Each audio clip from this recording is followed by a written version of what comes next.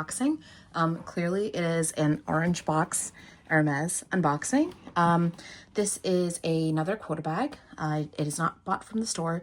It is another pre-owned purchase. I bought my last one from Fashion File, and I talked through that experience in that video.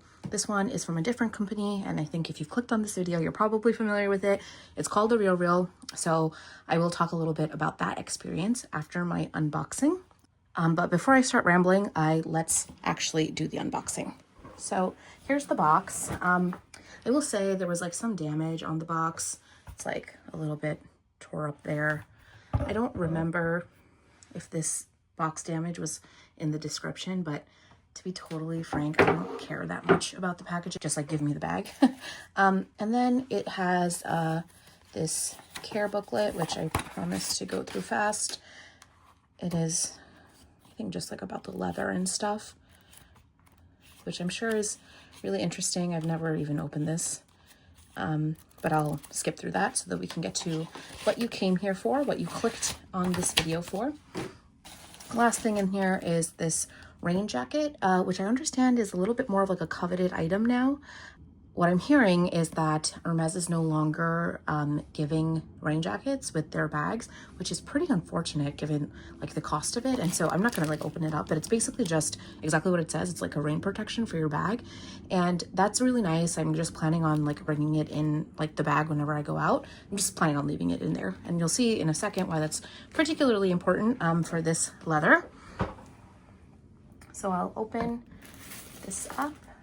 You can see that the tissue paper is pretty crumpled and wrinkled, which I don't know why it's that crumpled. This bag is from 2022, and maybe the person like a different box or something. But here is that pillow that everybody talks about that comes in the box. It's pretty nice. Like the handle sits nicely on there, so that I think it's supposed to avoid like any bending of the handle in transport. So that's like a nice little touch. Let me just move this. Okay, so what you came here for. The unboxing. It came with the dust bag, which is really nice. It's like a really nice cloth, really good quality. Hermes quality is really great. Unfortunately, the rumors are true. But to unbox my Kelly 28 in black box leather with gold hardware. So this bag is from 2022. It's in black box leather, which I'll bring up close so that you can really see the quality of this leather. It is such a smooth leather. There's like barely any grain. And I'll talk about what that means in a little bit. But it is like in excellent condition. I don't really see anywhere on the bag. Okay, the tag is still on. I have this thing. It's so hard for me to like take this off whenever I buy a bag. And I don't know why, but it makes me feel like as soon as I cut the tag, it's like, okay, that money is actually spent.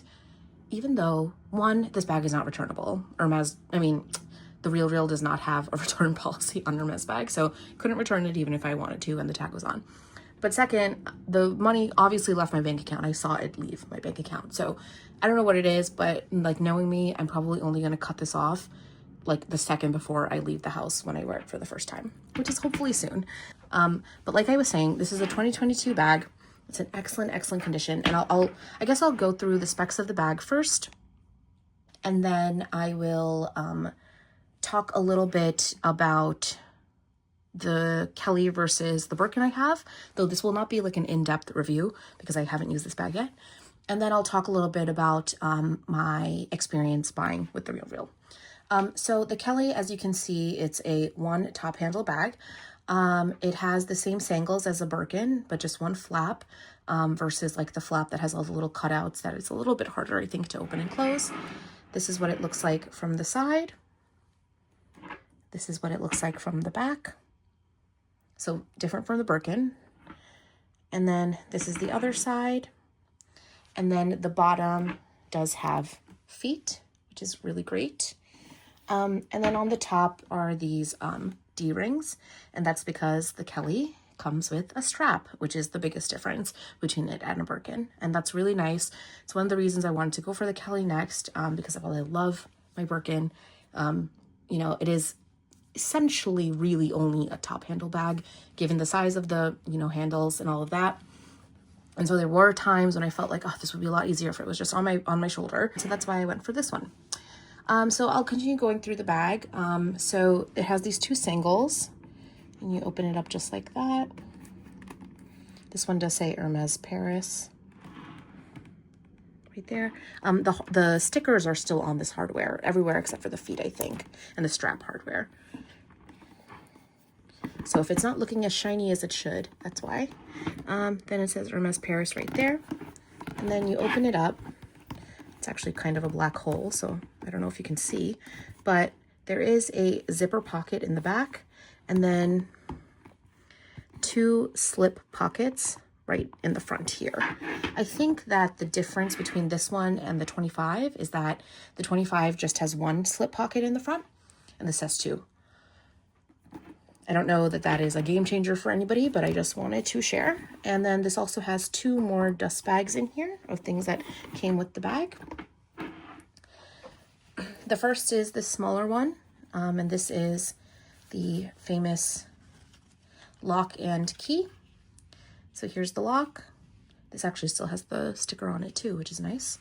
And then the keys are in here. And actually, when I bring this leather up like so close, you can really see how just smooth it is. It's really comparable, I think, to Chanel's lambskin. And for that reason, and even though I would love to hang this here, like off of here, because I love how that looks, I don't think I will, because I think this lock would be, you know, swaying back and forth and more likely than not scratch up this leather, which is inevitable. The leather is going to scratch, but I would like to avoid, you know, doing it on purpose. So that's that. And then what's in this bigger dust bag is the reason that so many people go for the Kelly. It is the strap. And like I said the only wear I really saw on this bag was on the hardware. And you can see there's like hairline scratches when I'm like really trying to show it to you. But that's really all I saw. And then I think this says Hermes Paris. Oh, it's upside down. Oh, probably just got one more scratch on there. It says Hermes Paris right there. Okay. And so then you can attach this to the Kelly on these D-rings over here. The nice thing about the newer Kellys is that there is a second D-ring up here, whereas the older ones just had the one D-ring here, and that probably was putting a little bit more stress on that hardware and on the strap, like this strap, than it needed to. So I'm really glad that they changed that and they have the second D-ring now. So let me close this up while I talk a little bit about box leather. So like I said, box leather is this very smooth, basically grainless leather. What that means is that it's a very delicate leather. It's going to scratch. It's inevitable. Like these nails, like it's a given. Even if I didn't have these nails, I think box leather, it will scratch. But it is a special leather. It is one of Hermes's heritage leathers, which means that it is one of their original leathers. So some of their earliest goods were made in this box leather, and that's really cool. And it's probably like the history nerd in me, but it's really nice to feel like I'm walking around with a piece of Hermes history. And so while the leather is really delicate, you will see that a lot of vintage bags are in box leather. And you'll see that even though they're like 20, 30 more years old, it still looks amazing. And that's because even though box leather scratches and it is really delicate, those scratches will eventually absorb into the bag as it patinas, and it will just develop this like really beautiful sheen that you see on a lot of those vintage bags. And I'll pop a few pictures here of like those vintage bags so you can see what I'm talking about. And that is what I'm really excited about with this bag. One, that like character, and it will show, yeah, it's going to show wear, but it's going to like reabsorb into the bag, and it's going to be my wear that I put on it. And then too, you will see that a lot of these vintage bags still have a lot of this structure that this Kelly Cellier, which means that the stitching is on the outside versus on the inside, is known for.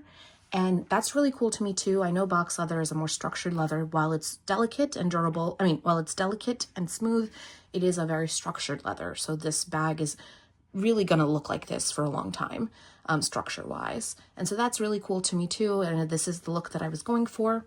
And so for those reasons, I thought even though box is a more delicate leather, I was just really excited to add it to my collection.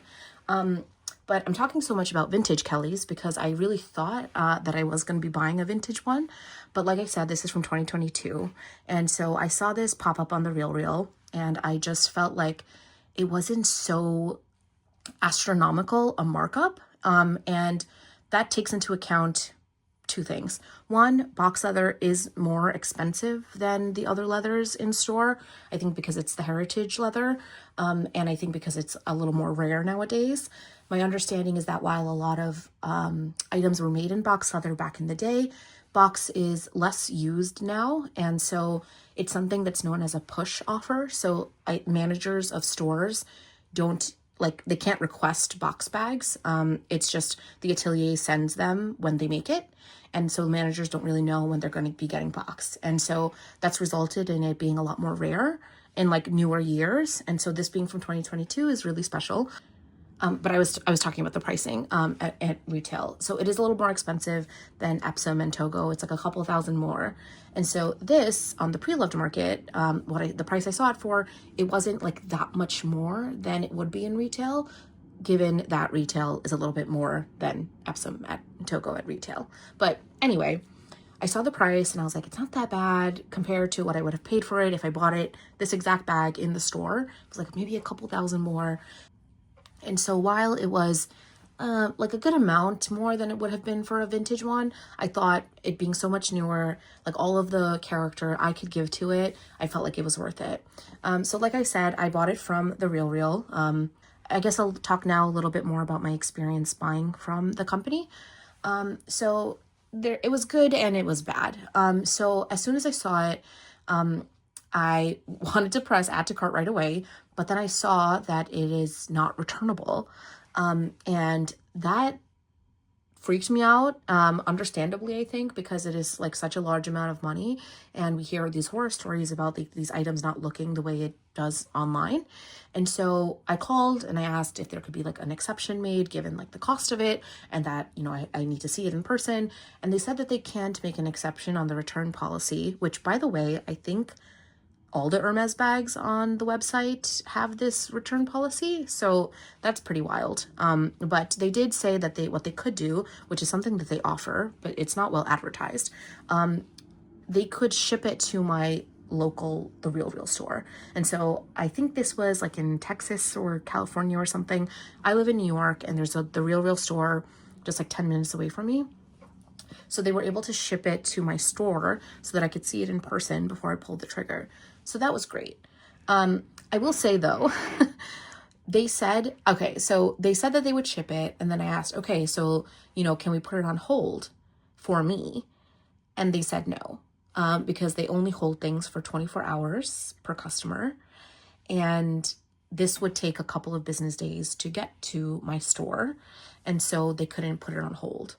And so what that meant was if while this was being shipped to me, somebody decided that they wanted to buy it, it would get redirected from being shipped to my store to that person, which I understand the business rationale, right? Like I could have seen this, they could have shipped it to my store. I could have seen it and said, nah, never mind. I just wanted to see it and take a picture of it or something. But like, that's sort of the cost of doing business because the customer service aspect, it just didn't feel good that this was being shipped to me and like at any moment it could be redirected to somebody else who wanted to buy it. So that left a little bit of a bad taste in my mouth, but I was just sitting, hoping and praying like that it didn't get bought. Like, oh my God, first world problems when I talk like this, but I was hoping that it didn't get scooped up and it didn't. So it got to the store. I went in to see it. Loved it. It did look as it looked in the pictures. There was like nothing out of the ordinary. I don't have a lot of experience with Hermes, but it felt like good quality. It felt like it could be real. I'll talk a little bit about authentication as well. And so I said, okay, I'm like pretty sure I want it. I just need a little bit of time to think about it. It is such a big purchase. It's a big investment. And I just like need to, you know, like walk away, think about it, and come back and buy it. And I wanted to take advantage of their 24-hour hold, which they told me about when they wouldn't hold it for me as it was being shipped to me. So they said, yes, of course, like take your time. They're going to hold it for you. It's going to be right here, blah, blah, blah. Maybe 3 hours later, I get a call while I'm at home from my advisor, and it's like actually almost close to the end of their day. It's like almost closing time for them. And they call and they say, hey, someone wants to buy this bag sight unseen. If you want to buy it, you can. But if you're not ready to buy right now, we're going to sell it to that person. And I was like, wait, I thought that this was on hold for me. And they were like, yeah, but if this person wants to buy it, we're going to give it to them. So that did not feel great. Like I felt a lot of pressure, obviously, to buy the bag. I mean, spoiler alert, I bought it. I'm happy I did, no regrets. But it just felt like, okay, the hold is not really a hold. It's just something they said to me to like make me feel better about it. And maybe like to dissuade potential buyers from seeing it when they see online that it's on hold. I don't know. But that didn't feel good because I was like, okay, now I have like 5 seconds basically to make this decision about this huge purchase. But I was, you know, already, you know, pretty certain that I wanted it. And so I bought it. But like that experience did not feel good. So overall, like my experience, I don't know, like I guess like a 5 out of 10 because yeah, they, you know, shipped it to me so that I could see it, but they wouldn't hold it while it was being shipped. They wouldn't hold it when they said they would hold it for even 24 hours. They barely held it for 3. And, you know, the return policy, I think, is not so great if you don't have, you know, the advantage or have, you know, if you're not lucky enough to live close to the Real store. So would I buy from them again? I don't know, probably only if it's like in my store and such a good deal or something. So that was my experience with the Real. I should also note a lot of, you know, consignment stores and resale businesses have been, you know, in the news for selling fakes and things like that. And so that is obviously a very real fear, especially given the cost of this, but the cost of anything, you know, you don't want to buy a fake anything. And so I promptly got it authenticated by Baba Baby, which is like the most well-known Hermes authenticator. And I'm happy to report that it came back authentic. And that was such a relief. And I really, really advise that even if you get it from a reputable, you know, consignment store, like the Real, like Fashion File, any of those, you should absolutely get it authenticated. So I will do a quick comparison of this versus the Birkin 25. So I have the Birkin 25 right next to it. On camera, it actually kind of looks like a similar size, which is crazy because in person, it's not. It's probably just the way I have my camera set up. But the Kelly is taller. I guess like a lot of that is the handle, to be honest. You'll see that the handle drop here is so much better than the handle drop here. This is pretty much a top handle bag for me. I can get my wrist in, but it's not like so comfortable, and definitely not if I'm wearing any sort of like thick clothing or a jacket. This, any jacket, any like winter coat, it will be totally, you know, fine to get your hand in. The other difference, I guess, and this is, I guess, a little less noticeable because the Birkin is closed, but the Kelly really does narrow at the top. And that's even if it's open, like it's pretty narrow there. It's more of like a triangle at the side. This looks like that now, but that's because it's fully closed. It's more of a tote. So it's like a lot wider. It's easier to get in and out of when this is open. And it is really more of like a true tote style. And the other difference, obviously, is the strap. And so that's all I have for you now. I'm hoping to have a better in-depth review after I've actually used this one for a little bit because I've gotten a lot of use out of this one, and I think I'll do a review on just this coming next. So let me know if you have any questions for that video. Yeah, so that's everything I have about the process. I'm really happy to have unboxed this. I'm really excited to start using it. I did buy this to be, you know, like a day-to-day bag. I think it's a little too big to use for like evenings and dinners, maybe dinners. It's like dressy enough because of the box. But I would like to use this casually as well. And that sounds like kind of counterintuitive because of the fact that it's box and it's delicate, but I'm really trying to be better about actually using my stuff.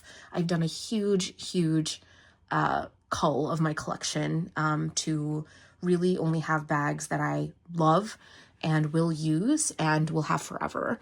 And this is clearly like such a big investment. I used a lot of the funds that I used a lot of funds from that culling to buy this.